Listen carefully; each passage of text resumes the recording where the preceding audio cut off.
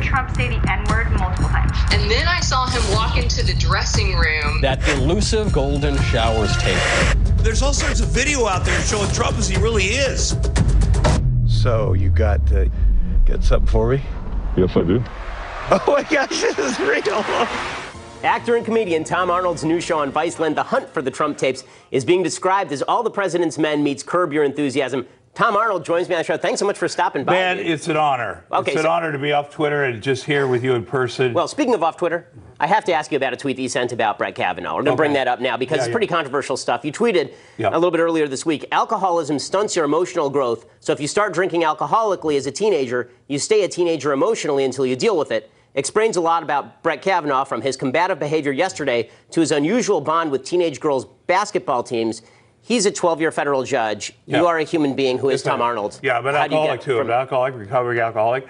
And, it was more about the way he conducted himself. I think that something that gets lost in this, there's a young woman that he referenced in his yearbook named Rinata Schroeder, and he referenced her, and there was the alumni club, and he referenced her, and she came forward, and all he and his buddies all said they had sex with her. That was the Rinata Alumni Club, and it's in his yearbook, and they all said they had sex with her, and he chanted stuff about her, and that's a kind of a young guy. I don't know if you were in a fraternity, but that's what young guys do. I know. That's why. That's Look why at me, dude. Look at me. I mean, come on. You're genuinely a good, nice young man. You genuinely are. I appreciate it. Thank you. And that's why I'm here. But I went to the University of Iowa. All my roommates were in fraternities. That's the sexual politics of that. No, but understand this. Does that mean you sexually assaulted somebody? No. I didn't say that. But there's an immaturity, and they go around and they say that. Well, we all had sex with her. I mean, but think about this. Dude, and that's why you kind of called him a child molester. No, I did not kind of.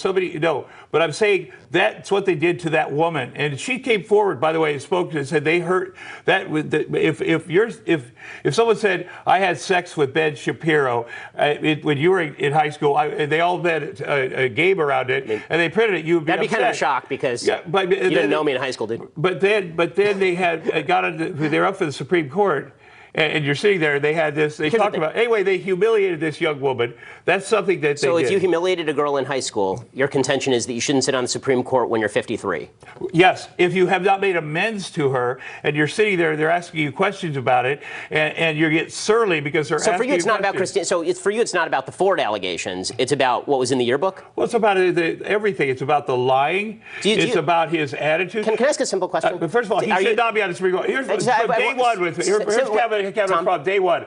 Day one, he went out and read a statement that Donald Trump wrote for him. All these guys with Donald Trump, it's like Donald Trump is a genius. He did the most research of any president in the history. That's the problem with all these Trump guys. They read that statement from Donald Trump, they kiss his butt, and everybody should go. I have a question. Yeah. Okay. Are you a believe all women guy? Do you think that all women ought to be believed? In what way?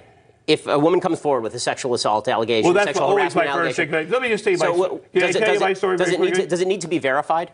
Does what need to be verified? A sexual assault, sexual harassment allegation. It's because like a year ago, you suggested that Leanne Tweeden was coached to attack Al Franken. Oh, she was. I know Leanne Tweeden. No, 100%. I spoke to her the night before Al Franken resigned. I know her well. She was on my sports show, Best Damn Sports Show, period. 100%. So you don't believe all women then? No. She was coached. Leanne Tweeden was also a victim. Let me say this, Ben. When I was a kid, I was raped from the ages of 4 to 7 years old.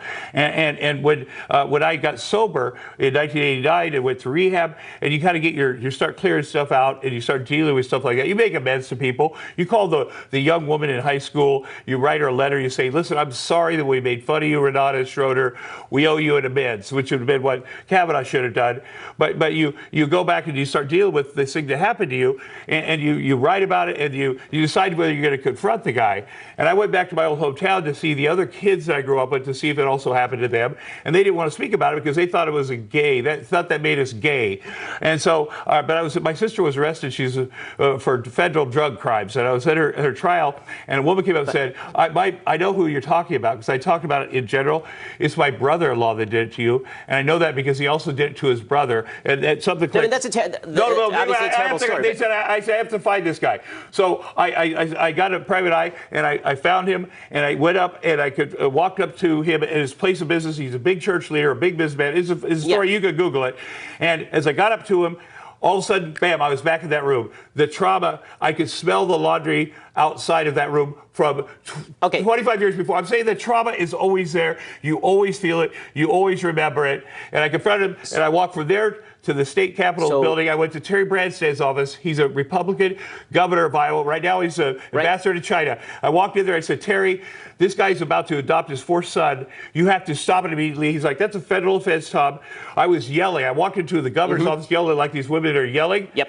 And they said, oh, you can't do it. But 2 days later, his adoption fell through. Terry Branstad helped me because I went into his office. And also because there were multiple verifiable cases, it sounds like. No. You said there were multiple victims. Hold on. Dude, because that's why I believe. You're saying that's just why you're talking about being people. raped from 4 to 8 and equating that with a yearbook entry. 4 to 7. No, but what I'm saying is that's why I believe, entry. because I have a personal experience with it. But you don't believe I would. That's the point that I'm making. I believe the first thing. That's why I tend to believe, because it happened to me, and I know, and it feels like, well, it's 30 years ago. I know you could feel it. I tend to from believe 30 years ago. That's why I believe people. So Tom, that's my personal experience. I was brutally bullied in high school in terrible ways. Kavanaugh lied. And he's discussing, and by the way, Trump appointed him. Trump lied. Trump has sexually assaulted women. He's harassed them.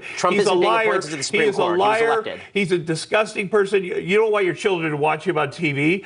I want you to stand up and go, he should not be on TV. You got to go. I wish we had more time because I think there's a lot to talk about here. But coming up next here on the Ben Shapiro Election Special, on our all-star panel, we're going to take on several topics, including protesters who actually followed me to USC. I thought it went well, Ben.